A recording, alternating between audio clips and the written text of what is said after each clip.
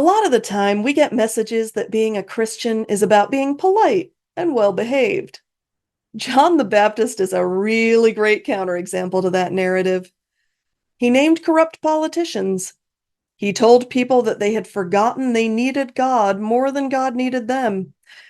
He told people with power, like tax collectors and soldiers, that they were misusing that power and needed to get right with God. When people asked him what they needed to do in order to get right with God, he told them not to cheat people, not to take advantage of people, or do people harm. And he gave them a reset button, baptism, and guidance on how to create a world that would be ready for God. Prepare the way of the Lord. And he didn't just tell them to do it, he walked the talk.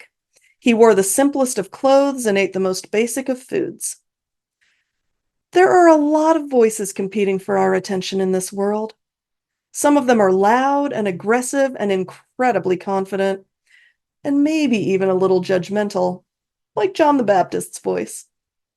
And some of them are full of compassion and playfulness and even fun, which Jesus' enemies accused Jesus of being, and they did not mean it as a compliment.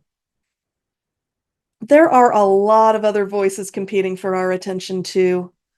Voices that want to distract us with gossip, voices that want to teach us who to blame for things that are hard in our lives, voices that want to help us become numb to the world around us.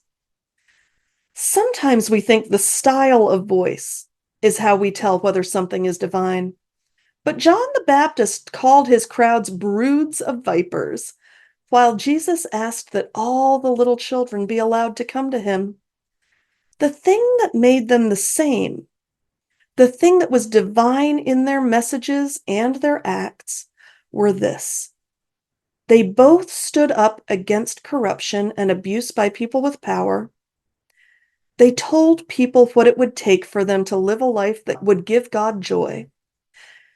And they gave people a reset button, a chance to start fresh. Loud and aggressive voices that tell us to get our stuff together can sometimes be helpful voices. When the world is unraveling, John the Baptist has tens of thousands of followers who are encouraged that he sees the corruption around them and also feel encouraged that he's giving them a path towards a new life. The voice that tells you you are made so gloriously in the image of God and you're not acting like it. You can do better.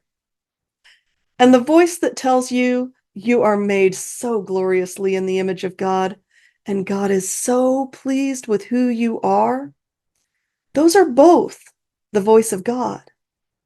And both voices can help you prepare yourself to participate in preparing the way of the Lord, the task to which all of us who are God's children are called, including you.